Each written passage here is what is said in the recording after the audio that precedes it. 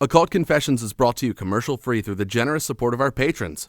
Visit occultconfessions.com and click on Donate to help keep the history of the occult on the digital airwaves.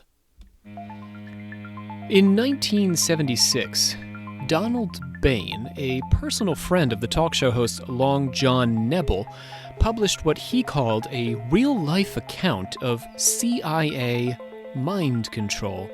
For our non-U.S. listeners, the CIA, Central Intelligence Agency, is one of two major intelligence gathering organizations in the U.S. Nebel had made an extensive series of tapes of himself hypnotizing his wife, the World War II celebrity pinup model, Candy Jones. While in trance, Jones described to Nebel how she had been programmed by a doctor using psychopharmaceuticals to develop a split personality named Arlene Grant.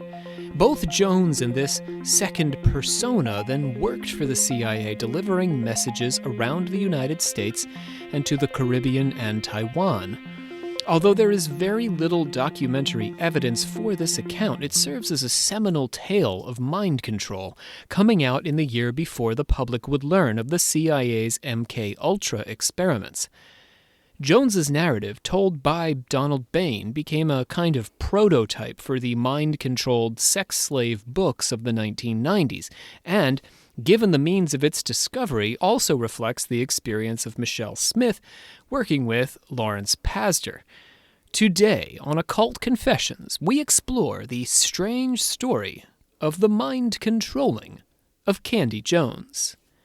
My name is Rob C. Thompson. I am joined here this day by our, I always want to say something about mechanical birds, sister of the 84th degree. Imagine that I said something about mechanical birds, Savannah Verrett. That's me, and I'm wondering, we're still talking about conspiracies? As you'll recall, Savannah, yes, we did talk about them a year ago, and then we took a break and talked about some other stuff, like alchemy and Discordians and stuff. Remember all that? Oh, you're right. Yeah, now we're back. We're back. It's been 2 years long. The days bleed together into one long season for Savannah. They really do, yep. Also, Andrew Mims. Howdy. Who has a title that cannot be spoken. I tried to speak it. My tongue just kind of burst into flames. It was a hell of a time to try to put out. Cannot be spoken. It sounds like you recovered well. Oh, yeah. It got better. Good. It's a tongue bursting and then a miraculous healing instantly. Like a phoenix. Exactly. The tongue rises again. Here we go. We, the members of the secret order of alchemical actors, do solemnly commit ourselves to a full and honest telling of the history of the occult as far as we know it. I've messed that up really bad. That is okay. Did you get off the train in the middle, or did you even get on the train? I was off the train at the start. I got on the train for like a little bit, about a little bit of the track, and then I hopped off onto some different entire train whatsoever. If you want me to dub it over later, I can. No, I think we'll leave it just like that. That's part of the charm of the show. Savannah, open up those plugs for me. Plug. We want to thank our newest patrons, Chesmere K, Luke S, Samuel B, Britt H, and Nathaniel M. We also want to thank Serial Mandy and Greg D for the pledge bump. Yay, thank you. Woo! Now, today's plugs are brought to you by a question that has been put to me more frequently than I would generally like to have it put to me. And that question is, hey, Rob, or hey, jerk who runs this podcast, or hey, a-hole, are you a sheep? Or are you a shill? A sheep? A sheep or a shill? So today's episode is brought to you by the words shill and sheep. And I want to answer that before I get into this episode topic today. I would like to answer this question. Hey, Dr. A-hole, are you a sheep or a shill? Let's start with shill. A shill suggests that there's some financial motive to what I'm doing here on this podcast. I want to remind everyone, I have no corporate sponsors. My show is entirely crowdfunded. And my listeners are some of the most independent thinkers on the planet Earth. That is no exaggeration. The people who listen to this show, who are listening to my voice right now, who many of whom I know, all of whom I love, are open to paranormal phenomena, extraterrestrial encounters, multiverses, and pubic hair. As far as my job at a small teaching college, technically I have academic freedom, which guarantees my right to say whatever I like. I am going to acknowledge right now, though, that today academic freedom is not as powerful as it once was. I understand with the advent of cancel culture that this has threatened academic jobs, but what I want to say here is this is a punitive and not a prescriptive aspect of our culture right now. If I discovered a satanic cabal exists, I might worry about sharing that information. In that case, I might simply withhold my findings out of fear that it might impact my job, get the cancel culture folks all wound up, and they would come after me. What I wouldn't do, though, is proceed to air a bunch of episodes arguing the exact opposite point. You see what I mean? Yeah. It's punitive, not prescriptive. It doesn't make me say anything, but it might prevent me from saying something. Honestly, though, if I could provide documentary evidence for the existence of a satanic cabal, I would be able to start a whole new career making much more money than I do this way. I know this because my rivals in the podcastosphere who promote the legend of the satanic cabal draw both an audience and corporate sponsorships for that message. The truth, my friends, is harder to share and far less lucrative than the lie. All right, part 2, the final plug. Boom. I got to pick it back up, Savannah, because I got to answer the sheep question. If you're not a shill, Dr. A-hole, are you a sheep? The term sheep suggests that I have been deluded by the elite satanic cabal to share their message. So I'm a fool in that case. At this point, I'm going to try to do this as humbly as possible, but I have read hundreds of books on this subject, including many primary sources across 2 millennia of human endeavor. I have earnestly looked for any reasonable evidence for the existence of a satanic cabal of any kind. What I am presenting here is what I found through this research. If you watch even 1,000 hours of YouTube videos, that does not compare with digging into the actual archive, reading and thinking critically about these claims for yourself. I have said many times that conspiracies exist. For this reason, we need to take conspiracy claims seriously, and that's what I've done here. We need to learn what we can from them, discover what truth we can in them, and then turn our focus to the real evil in the world, which can, often as not, take the form of hate inspired by false or cynical theories. Mims, Savannah, are either of you a shill or a sheep? Absolutely not. No. On both Obviously. Obviously, you are neither shill nor sheep. Meh. I'm fighting the good fight against the birds here, so... Right, that's true. You are the least sheepy of all of us. Sheep No are sheep notorious here. bird fans. Sheep love birds. It's true. I've seen things. Yeah, they get along. They hang out together in the pastures and have conversations and conspire. Things that I can't unsee. Let's No close matter up how those hard I've plugs. tried. Close up the plugs. Hurry, Savannah, before he gets triggered. Plug. Friends, before we get into this, let me just say, people like us, people like you and me, I'm talking to Savannah, I'm talking to Mims, I'm talking to everybody listening to this show right now, our minds are open, so we need to be especially careful about what we accept as true. It is healthy to doubt, to wrestle with contradictions, and to withhold judgment. So we're going to do some more of that today. Let's get into it with Candy Jones. I like Candy Jones quite a bit. I want to get it before I even say this. Savannah and I were talking for a bit. I really like Candy Jones, and I'm going to see how you guys feel about her after I've given her biography here. She's a very interesting character. She's a war hero. So Candy Jones was born Jessica Wilcox on the 31st of December, 1925, New Year's Eve. She was born in Wilkes-Barre, Pennsylvania, which is where one of my best friends lives, my accountant. And where I went to college was just south of Wilkes-Barre, about an hour south. So I knew a lot of people in Wilkes-Barre, Pennsylvania. And Well, Joe Biden's from Delaware, but he went to Scranton in Wilkes-Barre, FYI, our current president in the United States. And it's where The Office is set. I was literally just about to say that. Yes. I was like, maybe Yep. Give or take. I played a show there once for the bartender and Just a guy for the on bartender? a longboard. Yeah, it was the bartender and a guy on a longboard. That's the only people that showed up besides the bands. What were you in like a death metal band, Mims? What were you? I was in a death metal band, and we were on a tour, and we decided they decided to book us in Scranton on Memorial Day, and the bartender showed up, and because he had to, and then we just saw some guy riding by on a longboard, and we were just like, "Hey, longboard guy!" And he came in. And he came in, yeah. So you guys were so Hell busy yeah. rocking hard that you had time to walk out front and get somebody off the street. Yeah. Oh, Scranton. I love you. I love you. I do. I love that part of the state. I love that part of Pennsylvania. It's a special place. Oh, it's beautiful. It is, yeah. But I don't know if I want to be a death metal band wandering around there. Oh, no. It was... So Candy Jones's father, J. Gordon Wilcox, left when she was only 3 years old.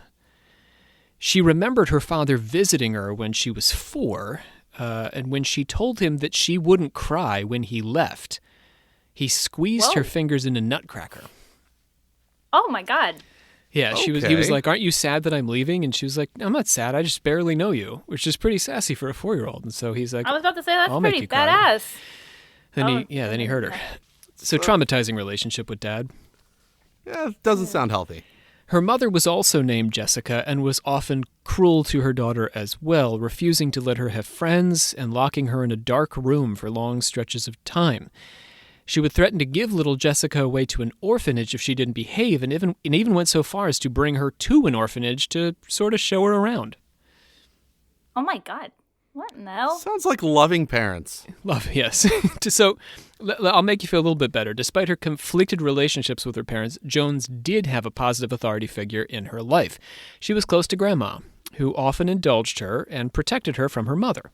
But her grandmother died when she was 11, and after that she and her mother moved to Atlantic City. Sort of idolized Grandma. Her less-than-ideal childhood caused Jones to develop a crew of imaginary friends, including one she called Arlene Grant. Imaginary Arlene stood up for her when she was abused or neglected by her mother and father and served as a kind of alter ego. Arlene seems to have belonged specifically to Jones's childhood until she was programmed to work for the government decades later. So we're going to go ahead and put a pin in that, put a pin in Arlene. I'm going to come back to her. When she was 16 years old, Jones won the title of Miss Atlantic City in a pageant. Now, Mims, is it right you came in second place when you went up for the Miss Atlantic City? Yeah, second place. Yeah. It was a close run. But What do you get for that? What's the prize look like for that? 23. 23 what? I wish I could tell you. $23. 23 skidoo. So back in the day when Candy Jones won the Miss Atlantic City pageant, she was just Jessica Wilcox, by the way, back then. So when Jessica I was about Wilcox to say, won, Candy's a good name for like a pageant winner like that, but Yeah, never mind. Candy's Jessica's coming. also a good name for that. she's just Jessica Wilcox, just normal girl from Wilkes-Barre right now. But her prize was the opportunity to act as a hostess for the contestants of the Miss America pageant, which was always held in Atlantic City. So we don't want to confuse the two. Miss America was a bigger event, so we had the little Miss Atlantic City pageant to figure out who gets to host the girls for the bigger Miss America affair. Jones caught the eye of John Robert Powers, who was the head of a modeling agency, and went with her mother to visit his offices in New York. Her mother was opposed to the idea of Jones having a modeling career, but Jones was adamant. As a matter of fact, when How they old were... is she at this point? She's 16. Hold on. She's 16. Okay. Yeah. And as a matter of fact, I believe, don't quote me on this, but I believe her mother was taking her to secretarial school or something, and they stopped over in New York because this guy had given her his card, and she was just like, yeah, screw that, I'm not going to be a typist. I'm going to do this instead. There we go. So, but that's 16. Again, she's got moxie. She's got what we would say she is does. moxie. Powers had lured her with the false promise of a modeling gig and then attempted to sell her on his modeling classes. So in other words, you get what I'm saying? She got there. He was like, I got jobs for you. You're so pretty. And then she gets there and he's like, it'll be $2,000 to take my hand modeling class and $5,000 to take my knee modeling class. Mm-hmm. So it's a scam. It's a scam that is still around. If you guys come across this, there's always girls in the mall, right? Somebody approaches, the girl in the mall and they're like, hey, you should be a model. You just call this number. And it turns out to be these expensive classes. Yep. So it hasn't gone away. This is an old scam. But Jones, instead of just saying, oh, shucks, and leaving, she called him out. She was like, man, you lied to me. So Powers put her in the modeling bullpen for 2 weeks. So basically there was just this room. I don't know, maybe this is still true. I have nothing to do with modeling. I've always been in live performance. But apparently there was just a room where the pretty girls would hang out. And people would come by and they would be like, I need 3 of your best brunettes. And then they'd be like, right this way.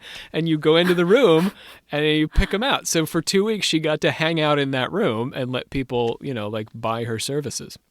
That sounds, that sounds predatory almost. Yes, that's the 30s and the 40s in a nutshell, really. Yeah. Yeah. But I mean, you wanted to get picked, as a model. I mean, it's still sort of that way, right? They leaf through books or whatever. I don't know. I only know what I've seen on Tyra Banks or something. But go through their Instagram probably. Different. What Janice Dickinson has taught me on reality TV. But basically, you wanted to get picked because you get the fee. So you only get paid if you get hired, and then the modeling agency takes a percentage of the fee. You see what I mean? Like an agent. They literally take, that's crazy. They take a portion of the cut because they put you in a room. Right. So you're basically renting a chair in the bullpen. So Powers put her in the room. She got 2 jobs out of that over 2 weeks, and she was not satisfied. So she walked across the street to Harry Conover's agency, where Conover was like, oh yeah, I could totally make money with you. He changed her name to Candy Johnson. Now, but wait, Rob, that's not her name. She's not Candy Johnson. You said her name is Candy Jones. I did, because she couldn't remember Johnson, so she kept calling herself, whenever she introduced herself to anyone, Candy Jones. So Harry Conover just gave up, and he was like, fine, you're Jones. We'll just be Jones from now on. It works. Right. If you want to brand yourself, if you don't like how you're being branded, just pretend like you can't remember the brand. The Secret Order of Alchemical. What now, Rob? Anyway. Dickheads. That's what it was, but you guys kept pretending like you couldn't remember dickheads. So I changed it to actors.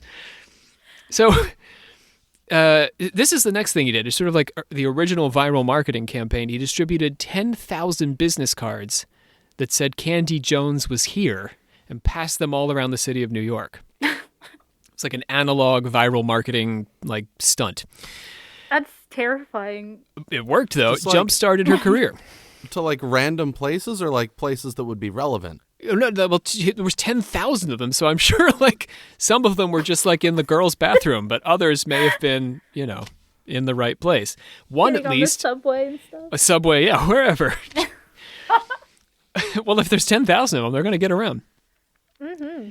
But one of them found its way into the hands of Warner Brothers executives, who ended up signing her to a contract giving her voice and acting lessons, and by 1943, she was named Model of the Year.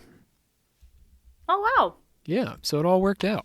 So that 10,000 business card thing, maybe it won't work anymore because of the internet, but it's still worth a try. You never know. You never know.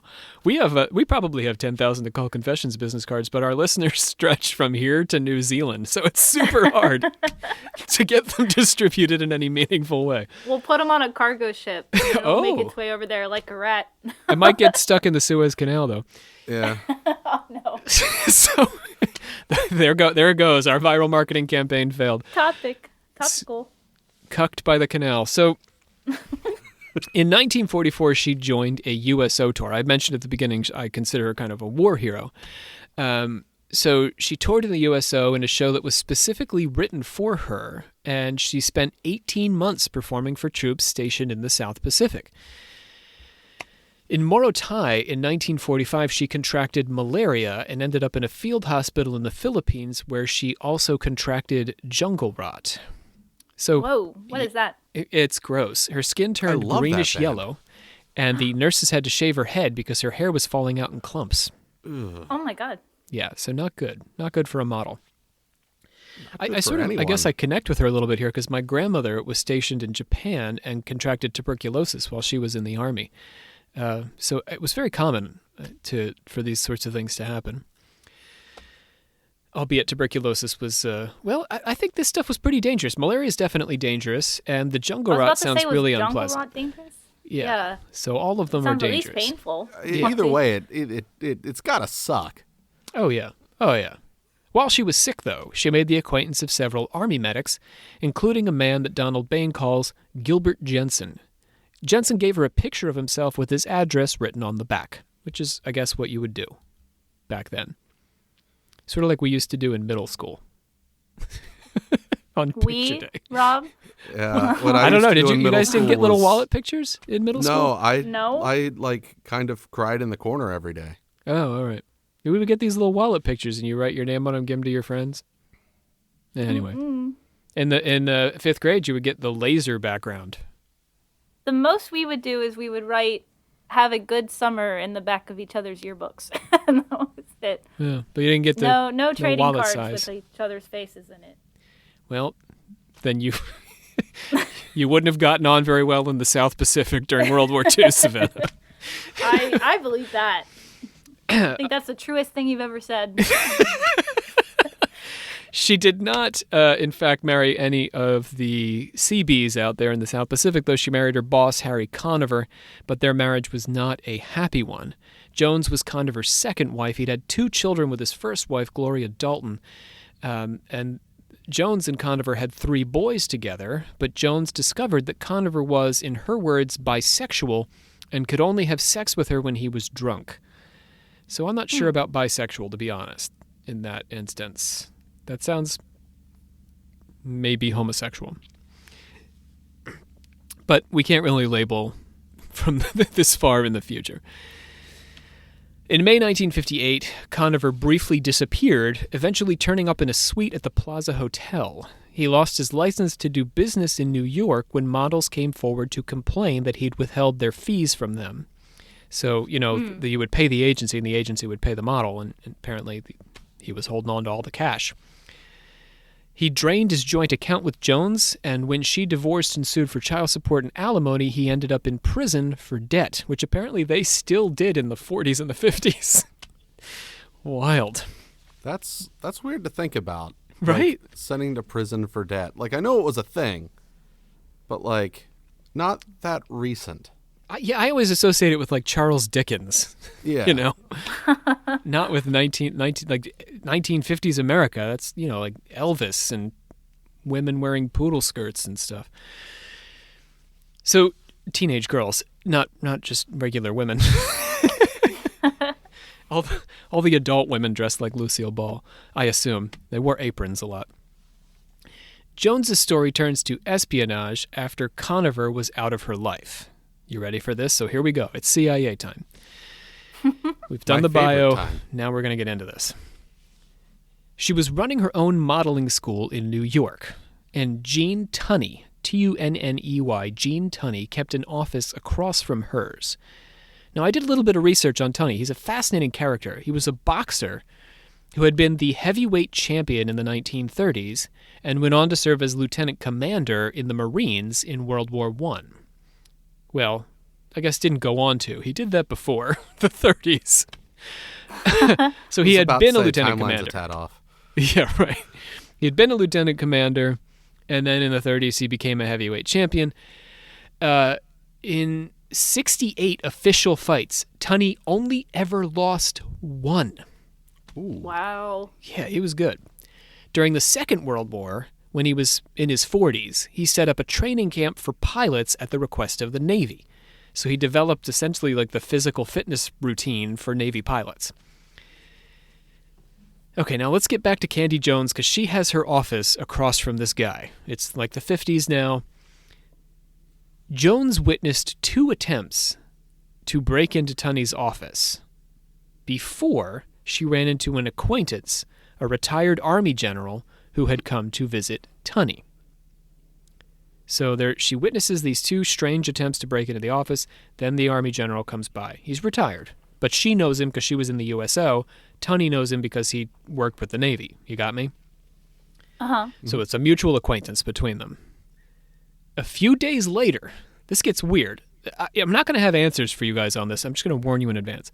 A few days later, an FBI agent came to her office to ask about the burglary at Tunney's office. He noticed one of the microphones that Candy Jones used to train her models, and he asked to borrow it. And then he asked if he could have some mail delivered to her office. Like him personally? I guess like his secret FBI mail. I don't even, like, the implication is that, like, for some reason he doesn't want it delivered to wherever he normally gets his mail, but wants it to come here. He also doesn't have his own microphones. He likes this one that she has. I like to imagine he did have his own microphones, but like just that one was just like really nice. He's a little bit cleaner. It was a cleaner looking mic. So Tunney moves his office, our boxer. However, the retired general who had met up with Jones, sort of like reconnected with her because Tunney's office was across from hers, just coincidentally. He didn't know Jones was in there. He was coming to see Tunney.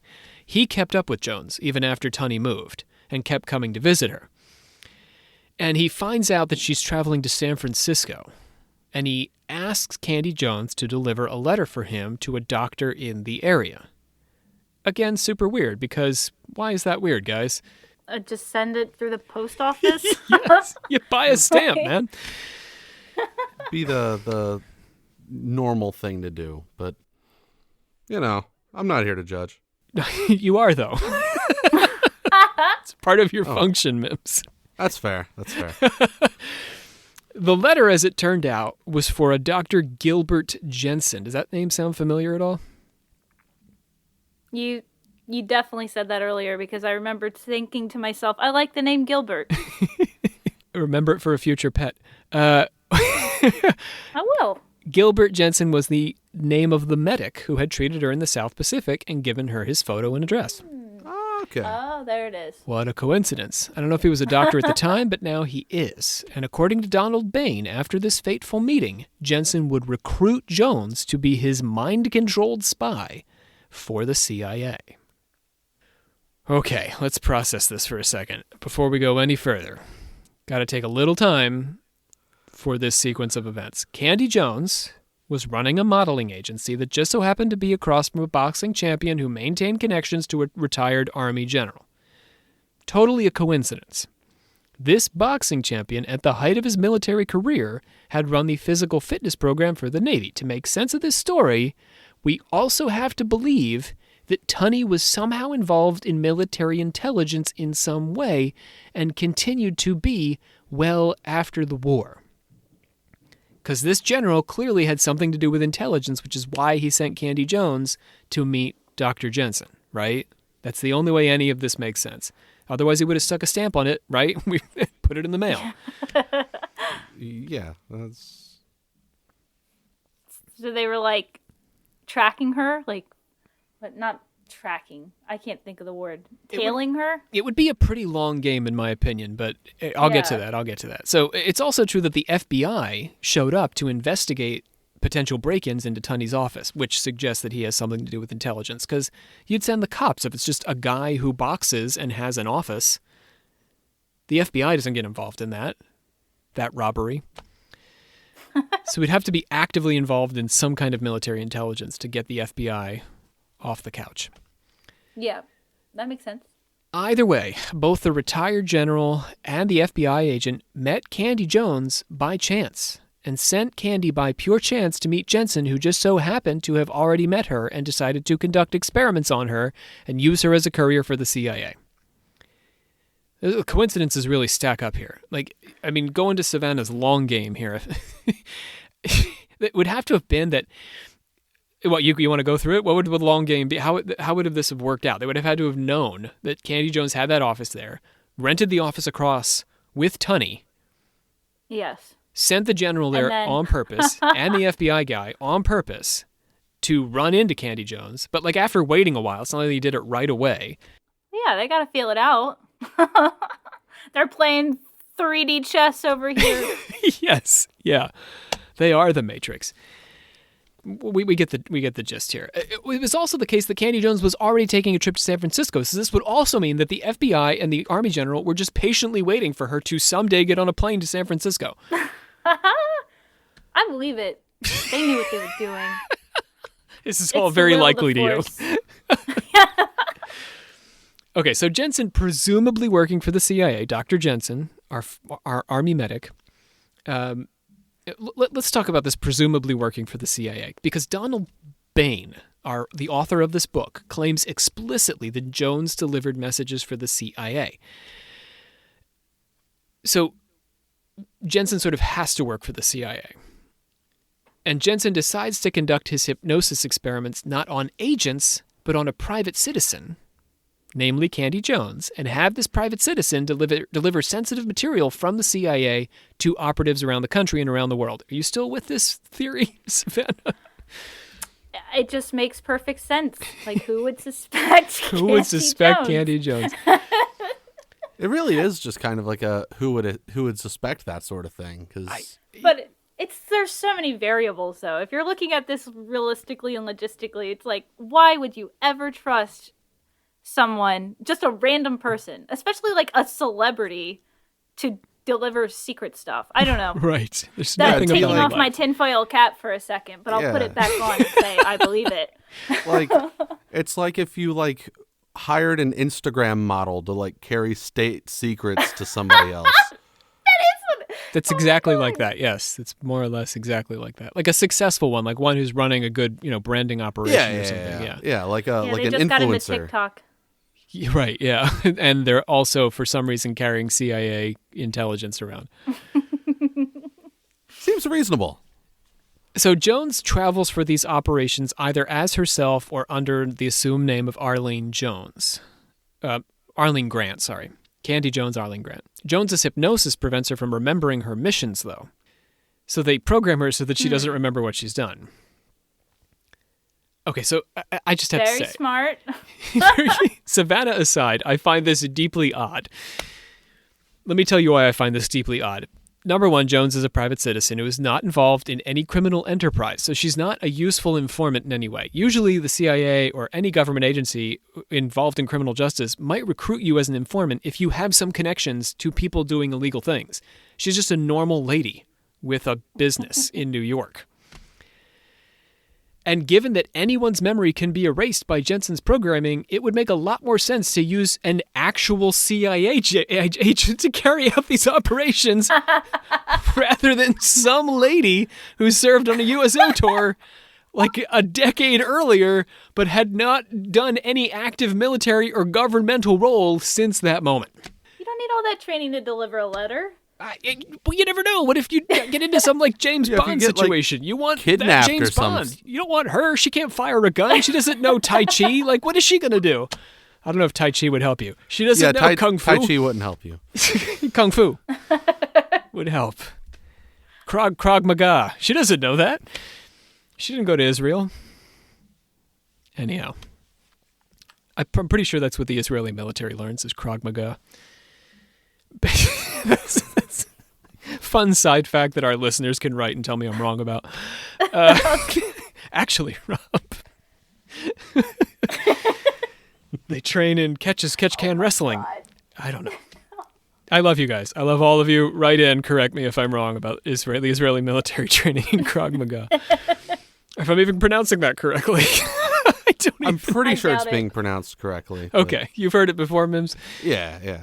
That's that one where you can break people's legs and stuff. Yeah, there's like a million ways to kick somebody in the balls or something like that. We are very off track. Savannah's right, because Candy Jones knows none of this. She doesn't need to. What is it? What is she what? I said, and she doesn't need to. She is a boss bitch, running her own business, telling her dad to go himself when she's only 4 years old. She's awesome. Right. She took a nutcracker to the knuckles. Why would she need any more added to her legend, right? So Donald Bain, the guy who's writing this book, suggests that Jensen's programming of Candy Jones took place almost exclusively at a nondescript office in Oakland, California. Now, Savannah, tell me if this pushes you too far. Candy Jones had to fly back and forth from New York, where she ran her business, to Oakland to receive his treatments. But wait, there's more. In exchange for her service to the CIA, Jensen arranged to have the government pay for her 3 boys to attend private boarding schools.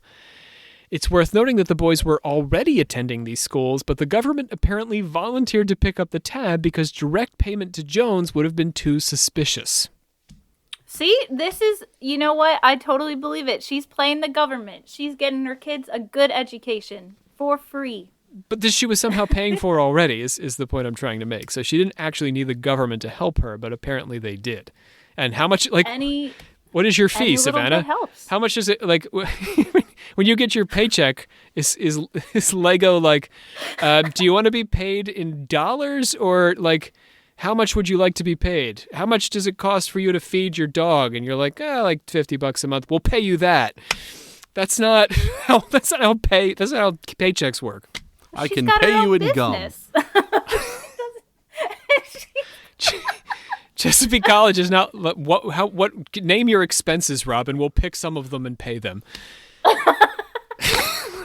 Our Patreon is not just like random things we would love people to just pay for. Boarding school is expensive. I agree it is. I don't plan to get involved in the boarding school scene. Anyway, Jensen programmed Jones with vitamin shots, which contained sodium amytal, which triggered her childhood imaginary friend Arlene Grant to surface and become an increasingly conscious alternate persona. The name Arlene Grant was a combination of Jones's middle name, Arlene, and half of her grandmother's last name. I don't know her grandmother's last name, but it involved Grant. As Arlene Grant, Jones made trips around the country. She went to the Caribbean, and she went to Taiwan, where anti-American agents captured and tortured her for a brief, indeterminate period before releasing her. Now you want to be James that's a Bond. little less cool. You want to be Jane Bond. You want to be Lady Bond. Should have taught her Krav Maga. Right? Okay, so this is where their plan fell apart. You know, they had all the strings going, and then this happened. And now the Taiwan like, oh, no. affair, yeah. But that's all we know about the Taiwan affair, is that she got captured and tortured, and then eventually they were just like, okay, we're done. We'll send you home now. Even we're more bored. reasonable. As the Taiwanese do. So, Jensen was not the only one to get involved in Jones's programming. She met a second doctor while she was working on a radio show in Chicago. She was set to perform on this radio show when she suddenly had an attack that mirrored her malaria she'd had while she was in the war. The show put her in touch with a doctor who Bain calls Marshall Berger. Dr. Berger treated Jones, but also happened to be in the employ of the CIA as a mind control specialist. So now she's being mind controlled by Dr. Berger? Dr. Berger, who was the doctor that the radio show she was guesting on one day in Chicago happened to call to treat her hysterical malaria. I'm using the word hysterical. It's a dated term, but you know what I mean, that she had some sort of psychosomatic malaria. And Dr. Berger was brought in, who just so happened to work for the CIA. Right. Still reasonable. I believe it. Someone at the show had to know that Jones was working with the CIA, which Jones never mentions, by the way. Never mentioned this in any of her deprogramming. Or this has got to be an incredible coincidence. Berger was also weirdly evil. So, So this is the weird coincidence, Rob. Oh, so the last, all the other Berger stuff was you evil? don't find coincidental. This is pushing Savannah too far, yes? It's getting too coincidental for you? You know, Okay, well, let me tell you about weirdly we'll see. evil. I need more information, more context. He held classes in which he taught people, including Candy Jones, the virtues of racism. Oh, no. Using hypnosis, Berger trained Candy as well as any others attending his hate classes to hate African Americans, Jews, Italians, the French, the Chinese, and the Japanese. He also taught her to generally dislike other people, which resulted in Jones becoming increasingly isolated, but significantly not so isolated that she wasn't able to continue her business or remarry. Why does Dr. Bergman, you have such a cool name. You could have been such a cool guy. Instead, you had to teach. You had to ruin it. It did program people to be racist. But the book in Candy Jones they're well aware that this is evil. They characterize this as her evil programming, which, if you compare it to Kathy O'Brien a year ago, it's far more tame. It's still bad, but far more tame than what happened to Kathy O'Brien. On Jones's birthday, December the 31st, 1972, she married the midnight talk show host, radio guy, Long John Nebel, Nebel, Long John Nebel. You can hear Long John Nebel's, some of his broadcasts today if you want. If you go on the Internet Archive, archive.org, you can listen to Long John Nebel. I did while I was prepping for this episode. So Nebel was I'll do this for a second. Nebel was a midnight host. So he ran the midnight talk show, which used to be a big thing. Like all the way through until podcasts were invented, the midnight show was a big deal. You would call in the middle of the night. This guy would be on from midnight to 2 or midnight to 4 or whatever. And the craziest stuff would be on at midnight. So this was Long John Nebel. And he did all sorts of paranormal stuff. So he talks about stuff we talk about. He was like the original us. Oh. A little bit weirder, maybe even. Sending his next of kin royalty checks or something? Well, he didn't call his show Occult Confessions, and there wasn't any chanting involved, so we don't have to do that. Okay, yeah, it's the chanting that does it. We've successfully, I think, launched our own scene here. We could at least call it parody.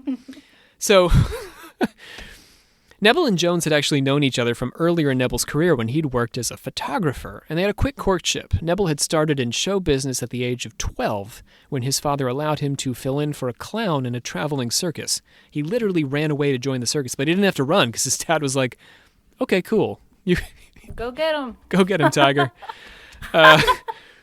So he went on to work in theater management. He performed in a band. He performed a mind-reading act in vaudeville. And he became a photographer, how we met Candy. And he eventually ran his own large retail store.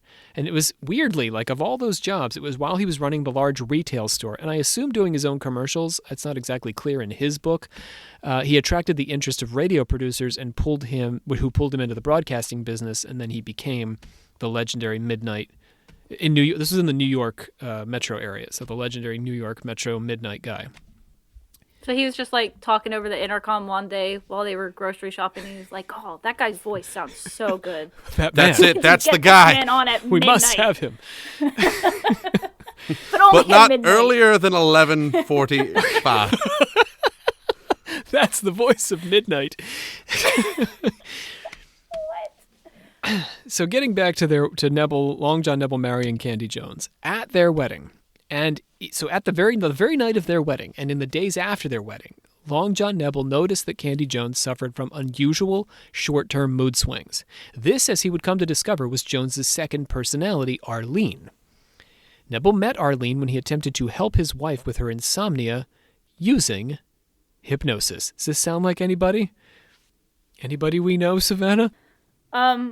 Husband deprograms the wife using hypnosis? Oh, yes. You mentioned her earlier. Her name Kathy. is Kathy, yep. Kathy O'Brien, yeah. I do. I remember her story a lot, and actually, maybe not all of it, because it was pretty traumatizing. You blocked some out. Blocked a lot of it out. Yeah. Maybe not her name, but I do remember us talking about that. Olivia and Brie and I just did Michelle Smith, who was deprogrammed, or I guess debriefed in some way by her therapist, who became her husband, Lawrence Passer. Common, I'm not going to say common at all. It's not common, but there's a pattern emerging here. Long John Nebel he was a radio guy. He had never tried hypnosis before this moment. He just did a mind-reading performance on stage that was all fake. This was his first attempt, although he had discussed the topic at length with guests on his radio program, and we're going to get into that in a little bit. These sessions brought out some of Candy Jones's childhood memories, which I've related to you guys, but also memories of her sessions at Dr. Jensen's office in Oakland, where she was mind-controlled. Again, for the CIA. Nebel inserted himself into these memories, playing the role of Dr. Jensen and asking Jones to engage with her memories more like lucid dreams than actual memories, talking to him as if he were Jensen in real time. So we sort of played a character during these things. Mm-hmm. There's a bit of fictionalization going on. Nebel had a hostile relationship with Arlene and fought with his wife's second personality in an effort to get her to stop intervening in their married life. He threatened to exorcise Arlene, saying he would burn her out of Jones if necessary. So, sort of like having a meddling sister-in-law if she lives inside of your wife. That was not a sentence I was expecting to hear today. I'm here to keep it fresh. There's no corroboration for any of what Jones and Nebel discovered together. The evidence Bain does offer is scant. There's a picture that Bain says is a passport photo of Candy dressed as Arlene, but there is no passport. I wanted to see the passport. So in Bain's book, he's got the insert with all the pictures in it, and one of them is this picture of Candy Jones dressed as Arlene. And he says that's her passport photo. But how do I know that's a passport photo? Where's the passport? Yeah. The argument is, I think, that Jensen kept the passport. He always held on to her travel documents. There's also a strange message on an answering machine from an airline in Japan, and a letter Jones wrote to her lawyer saying how he should tend to her estate if she vanished. Bain reproduces the letter from her lawyer. We'll say he produces a letter, not that letter, but a different letter from her lawyer, indicating that he recalled Jones asking him to carefully look into the facts of the case if she died under an assumed name, and affirming that he had received flight insurance statements from her various travels around the country in the 1960s, particularly to the Caribbean. So, still no smoking gun. This speaks to Jones' state of mind in the 1960s. She was apparently a little bit paranoid, and so she communicated that clearly to her lawyer. But it is not proof that she was working for the CIA as a mind-controlled spy. To get from that from point A to point B, there's just too many loops you got to go through. You see what I mean? Yeah. I guess. No, I'm just... I mean, it's not that unbelievable that somebody who's like kind of a celebrity would go under an assumed name. Also, Candy Jones is an assumed name.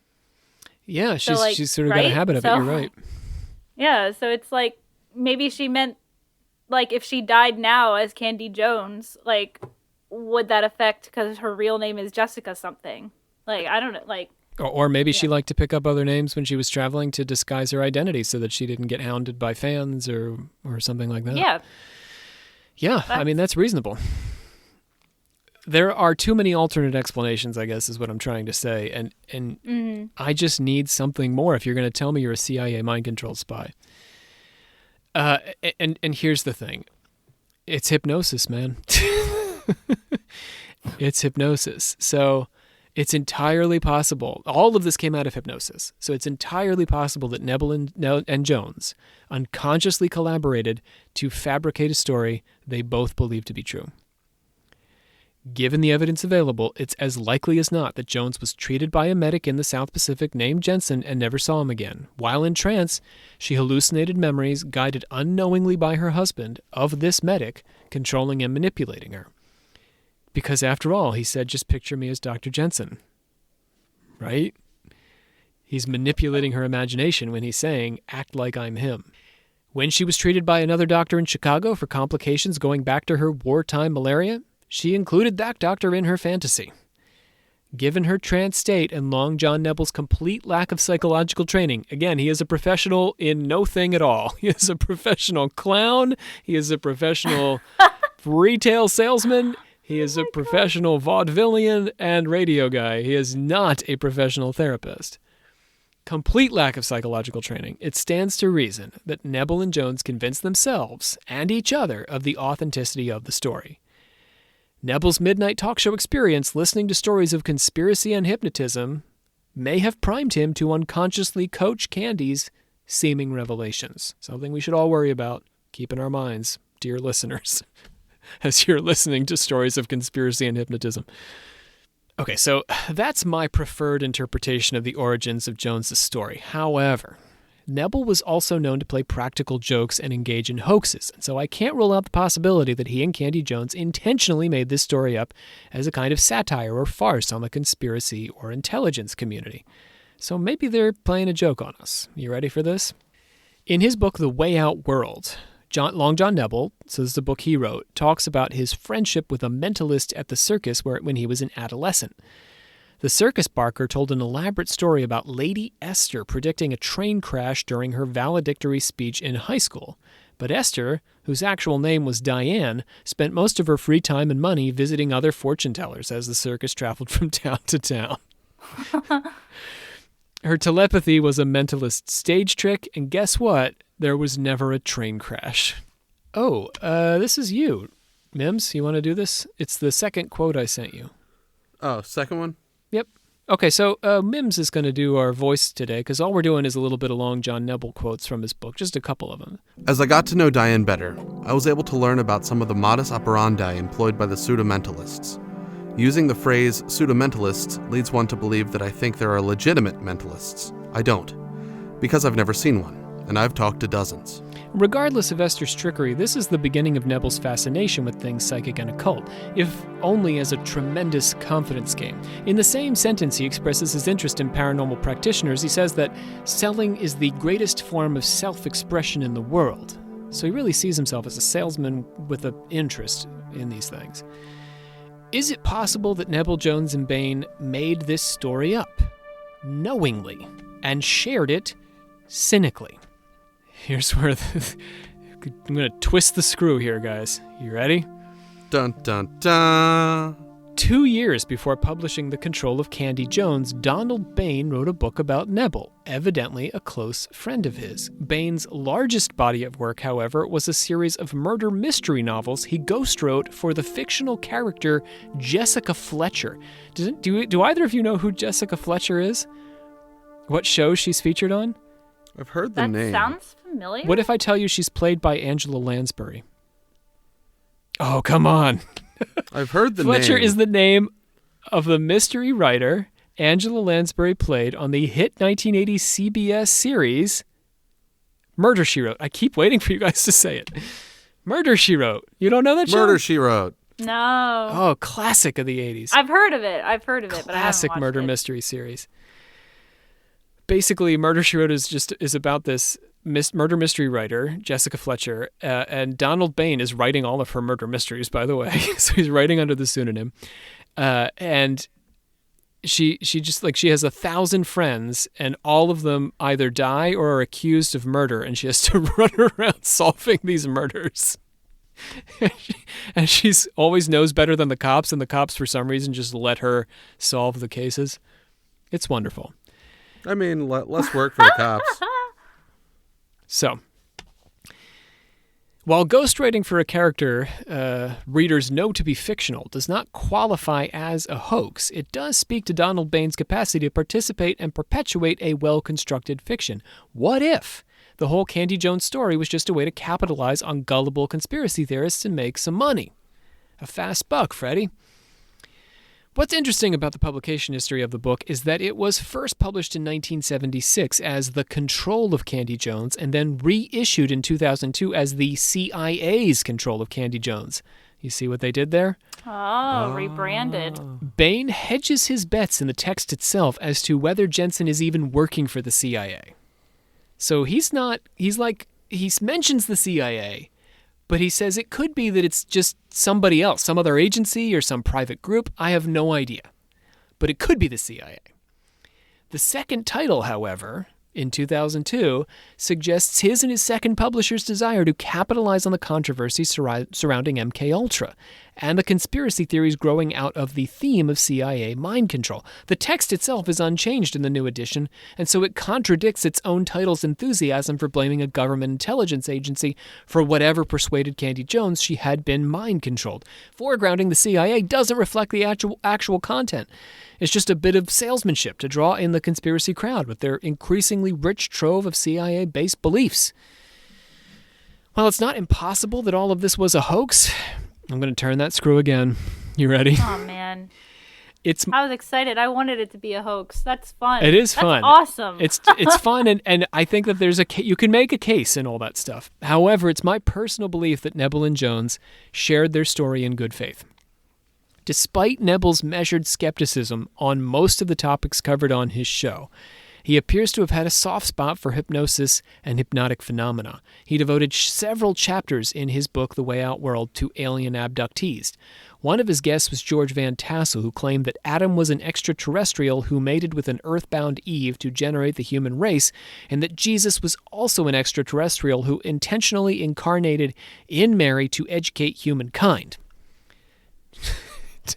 If you didn't get all that, don't worry about it. It's not important. I was like, wait, what? Then why did Eve get kicked out of the garden and stuff? Like, yeah, she was just doing what the aliens told her to do. While acknowledging that Van Tassel had his share of believers, most of whom presumably went on to found the History Channel, Nebel calls them kooky and says he isn't buying Van Tassel's bit. I assume he would say the same about the History Channel. Nebel prided himself on using the phrase, "I don't buy it," in the face of what he considered to be nonsense. So it's one of his catchphrases is, "I don't buy it." However, his tone shifts when discussing Bridie Murphy, a regressed personality drawn out of a housewife by the businessman Maury Bernstein in 1952. Bernstein hypnotized the woman, who went by the pseudonym Ruth Simmons, and she recalled her life in Ireland as Bridie Murphy, which they published as a book in 1956. Sound familiar? No. Newspaper reporters investigated Simmons. Well, maybe not Bridie Murphy, but I'm saying this is exactly what Jones and Nebel did. He hypnotized her and then published a book. Okay. But it was not about a regressed. It was about a regression. It was regressed memories of her adult life as a CIA mind control person. But Bridie Murphy claimed to recall a past life. Gotcha. Newspaper reporters investigated Simmons' account, and they had mixed responses. One paper discovered evidence of some of the people mentioned in her story living in Ireland between 1798 and 1864, which was Murphy's lifespan, the regressed personality. But another paper reported that Simmons had an Irish aunt who fed her the whole tale as a child, and she'd taken the name Bridie Murphy from Bridie Murphy Cockell, who lived across the street from her childhood home in Chicago. And no reporter found any documentary evidence for Bridie Murphy that Simmons described. Nebel is aware of all this, but he is not thrown by the skeptics. Rather, he calls her hypnotizer Bernstein an honest and sincere man, and notes that Simmons had accurately named 2 grocers who had lived and worked as grocers in the time that she described, which is kind of amazing, to be honest. Mims, can you name 2 grocers who worked in Edinburgh in 1798? There's probably some dude named John. Maybe a person named the Steve. John and Steve. I don't know. I don't know if Steve is a very Scottish name, but John maybe. A Scottish name. I'm gonna have a bunch of letters from Steves in Scotland. The Scottish Steves are gonna come after me. There's no escape from the Scottish Steves. So, talking about Edgar Cayce, the sleeping doctor who prescribed cures by the thousands while in trance. You guys have heard of Edgar Cayce, right? I don't know. I don't think so. You haven't heard of Edgar Cayce? Sure. Well, Nebel was effusive in his praise on Edgar Cayce. Mims, give us another Nebel quote. Oh, the "no matter what we think." No matter what we think of the powers he was supposed to possess, he was a remarkable man. His great reputation and wide fame never gained him anything for himself, his family, or his friends. Hundreds came to prove that he was a charlatan and stayed to believe, even preach his doctrine. Even if only 1/10 of all that was said about him was true, it still leaves mysteries for which science has no explanation. Nebel elaborates on his opinions with a chapter specifically on hypnotism in which he seeks to dispel myths around the subject. First, it's not true that the hypnotizer must have the patient's consent to perform hypnosis. After the initial trance, a post-hypnotic suggestion can cause involuntary trance experiences afterwards. Second, Nebel says it's not true that a hypnotized subject would never do anything while hypnotized that they wouldn't do while conscious. Go ahead, Mims. A clever operator can disguise the actions so that a person might do something that he wouldn't do normally. This is all recorded in Nebel's book, published in 1961, which, for those of you who are keeping track of our timeline today, is more than a decade before he would marry and then hypnotize and regress Candy Jones. Jones's story fit neatly into Nebel's paradigm and snuck through a weak spot in his skepticism. According to Nebel's understanding of hypnosis, Jones need only have been willing to be hypnotized once. Jones need only have been willing to be hypnotized once for Jensen to take advantage of her with post-hypnotic suggestions ever afterwards, and her second personality created the perfect opportunity to sidestep Jones's own morality. It's interesting that he uses the whole, like, well, even if only 1/10 of what he said is true, then it's, like, still amazing. Because that's what people said about, was it Blavatsky? Yeah. And I think that there's a point to be made about Edgar Cayce in that regard. But my point is just that he is very much on board with hypnotism, that he believes sincerely in hypnotism 11 years before he's even married to Candy Jones. Mm-hmm. So I don't think he's faking it. I think he is a true believer. Gotcha. He's almost like a gullible believer in the power of hypnotism to do things. Because truth be told, hypnotism can't do the things that he's talking about. I mean, he's not entirely off the mark, but regressions in particular are highly suspect from a psychological standpoint. Most hypnotists and psychologists, professional hypnotists, psychologists, I'm not talking about professional hypnotists like the guys that tour college campuses and make people cluck like chickens. I mean, like people who use it to solve trauma and stuff. These people do not tend to believe in regression as a possibility. So, okay. Yeah. I mean, they think it's possible to recall memories, but that it's very easy to distort and suggest those memories no matter how careful you are. So I really think that they sort of developed this story together, but they didn't realize they were doing it. Which makes sense. Let's get to Rob's take. What interests me most about Jones's story is the way it resonates across the decades. And this I referenced a little bit earlier. In 1973, Candy Jones was hypnotized by her husband and recounted incredible stories of mind control and split personality under the direction of the CIA. In 1976, Michelle Smith engaged in a form of self-hypnosis with her therapist, who would go on to divorce his wife and marry her, and recounted incredible stories of mind control and split personality under the direction, this time, of a satanic cabal. In 1993, Kathy O'Brien was hypnotized by her husband and recounted incredible stories of mind control and split personality under the direction of Satanists associated with the CIA. In each scenario, the hypnotizer husband occupied the role of savior to his helpless bride, or soon-to-be bride in the case of Smith. Jones, Smith, and O'Brien were all on the verge of a psychotic break, but for the intervention of these brave men. Smith's therapist... These white knights, and they were white. Smith's therapist, Lawrence Pastor, was the only professional out of the three, but Pastor admitted to violating a number of professional standards in his treatment of Smith. The personal relationship in every case outweighed the therapeutic relationship. This in turn colored and shaped the narrative told by the patient, and this personal relationship likely encouraged these men to accept their wives' confessions, regardless of how outrageous their claims became. In every case, these women recounted a version of what I have come to call in this series ritual evil. What's unique about Candy Jones is how tame her encounter with evil was in comparison to Smith's and O'Brien's extended sexual and physical abuse over the course of months for Smith and years for O'Brien. Whereas Smith talked about being penetrated by a candle and O'Brien claims to have been subjected to extensive sexual abuse, Jones was the victim of a different kind of penetration, the vitamin shots. Think about that. Ooh. Everyone describes a form of unwanted penetration. Candy Jones's is just more PG than the other two. Isn't that wild? Despite the... Are you guys still there? Yeah. Yes. Yeah. Are you just processing that? Yeah. You didn't think about the vitamin shots that way before, did you? But now... No, I didn't. Now, wow, look at that. Yeah. She's getting frequently penetrated by these vitamin shots, just like O'Brien was frequently penetrated, sexually abused, Which is and so Smith. Weird that you say that, because when you were telling that part of the story, I was like, what do the vitamin shots have to do with anything? Right? It's weird. Here we are. Yeah. Despite the fact that Jones was a pinup girl, none of her controllers took advantage of her sexually. I do want to note that. Unlike Smith's and O'Brien's experience, her mind controllers never went further than having her relay messages. The worst Jones's controllers did was teach her racial hatred, isolate her from others, and unintentionally subject her to torture at the hands of America's enemies, who for some reason were in Taiwan, which is a friendly country with the United States.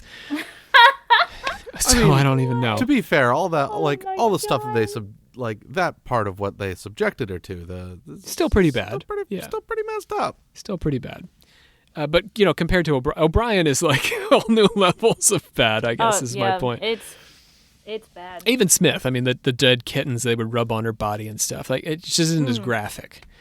But it is bad. I agree. It's bad stuff. So Jones's narrative is a far less graphic prototype, in my opinion, for the more lurid and shocking stories that followed. It's kind of like, I want to use this metaphor. It's the black and white 1950s horror movie compared to the 1980s guts and gore slasher. Got me? Yeah, that makes sense. So like the horror movies, this could actually be generational. Smith and O'Brien came of age in a more graphic culture than Jones, who was born during the Depression. So Smith's story and Jones's story came out around the same time, but Jones is much younger. She was in her 20s when she was working with Pastor. I think Jones was maybe in her 40s, 50s when she was working with Long John Nebel to create this story or to recall this story. So she's just from a different time, a more innocent time, I guess, when we think culturally, as opposed to Smith and O'Brien, came of age in the 70s and the 80s. So she was all up in those Rosemary's Baby situations and stuff. The conspiracy trance narratives of Jones, Smith, and O'Brien are all literally mediating between the subconscious and conscious mind, giving voice to a personal id that arguably reflects the id of the larger cultures in which they are situated. It's interesting that Jones more or less invents the trope of CIA mind control, given that she is the only one of these women to have a documented relationship with the United States government and United States military as a lead performer with the USO. The medic who treated her in the South Pacific is inverted into her abuser in peacetime. Perhaps repressed feelings about the horrors of the war in the Pacific and her suffering while on tour bubbled to the surface despite her demonstrable patriotism. She's, she loved America. Arlene becomes the vehicle to express her terror and hatred of the government she loves in that case. That's Rob's take. What do you guys think of the Candy Jones story?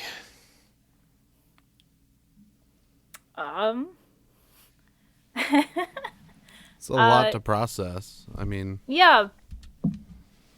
Yep. I won't disagree with you there. We're just very... Yep. I love all the coincidences. They're amazing. How they line up? Or the coincidences within her story, or the way they line up with other stories? The coincidences within her story. Oh, yeah. Just incredible.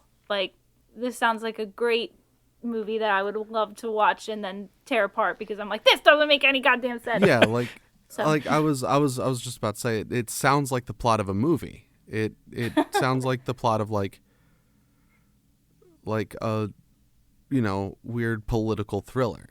An overly complex movie starring Tom Cruise and he ripping masks off in it. It's like a Mission Impossible, right? Yeah. All right, let's open up the order of confessors, shall we? We're going to gong it on in. All right, we got so many reviews to talk about today. Gang, I am... last episode, 2 episodes now ago, we asked folks... We mentioned that we were being, let's say, targeted by conspiracy folks who are beginning to write on our review page. It was just a couple folks. And we had like a dozen responses to this. It was like wrapping us in a warm blanket of confessors protecting us. It's just wonderful. It's a wonderful feeling. I can't get to all the reviews today. I'm going to do some of them because I want to make sure they all get a moment. So we're going to do some today and some the next episode. But I want to thank all of you who jumped on that review page. Did you guys know that happened? No, I didn't. I had no idea. Yeah. We're not even having a war with the conspiracy trolls. We're just these guys. They're punching bags. Yeah, these guys are guys, gals, everybody. Yeah, it's wonderful. So first I want to mention Catherine H., a Canadian confessor who wrote her own review saying that we've created the classroom feel, and she means that in a good way, a good classroom feel. But she sent me all of the Canadian reviews. She screenshotted them because I can't see reviews in other countries necessarily. I have a hard time. I can access them, but it's very tricky. So let me do the Canadian reviews, which are going to be old now. Sinister Villain loves the music, the production, and research, and calls out Olivia and Shannon and James, as well as yours truly. Rocky S. says we're a hidden gem. And we have Catherine H. And then I think I did the other Canadian reviews, so that's pretty good. If you're in Canada, review us. We have a lot of U.S. reviews, not so many in Canada. But we love the love from our Canadian friends. Now our U.S. reviews in response to the conspiracy trolls who can be seen on our review page in the United States. Blueback Cut says the show is akin to a senior university course with the alchemical actors as the students and the performers. Very nice. Oh. Klingon Dirty Talk, who I think is a regular friend of ours. I feel like I've mentioned Klingon Dirty Talk before. It's a wonderful name. Good research and production. Hanged Fool says it's not for everyone, but we have our niche. Loves us, A+. Sleepy Janitor likes hearing the conversations. Appreciated the research and citations. Also the lack of ads. You got it, Sleepy Janitor. Cardinal Cardigan enjoys the irreverent banter and research that I bring to the table. It's like a rowdy classroom where everyone really wants to learn. I love that. Hey, that's like your actual classrooms, though. Yeah, it is. It is like that. I'm a little more formal, I think, Savannah. Bear in mind, there's also more of an age gap as I get older here between me and those students than when you were in class. Fair. Bowman MLB looks forward to our podcasts all the time. Dave's DMV appreciates the detail and the insight and that we don't take ourselves too seriously. And Doombox simply says love it, A+, and calls us an educated group of occultists. Thank you. Aww. Thank you all. And if I haven't gotten to your review today, I will get to it next show. I just want to give it all the love it deserves. All right. Our sources today include Donald Bain's The CIA's Control of Candy Jones, The Way Out World by Long John Nebel, and I did dig into The New Yorker a bit. Donald Trump and the Legacy of Long John Nebel. Of course, we had no reason to discuss Donald Trump today. Do with... It was just an article more about Long John Nebel, but anyway. Oh, okay. Okay. Do either of you know how to bring it on home? Hereby adjourn. I hereby adjourn and declare closed the secret order of alchemical actors until such a time as we get together and do it again. It's pretty close. You just missed the words "the meeting of," but other than that, you had it. Very good. Woo! Joining me today at the microphone, I had Savannah Verrett, sister of the 84th degree, whose tinfoil hat comes on and off as we record. Goodbye, and I don't buy it. You're gonna try to adopt the Long John catchphrase. Yep. I say that all the time, though. Oh. Like that. When you said that, I was like, "Oh my god, I use that phrase all the time."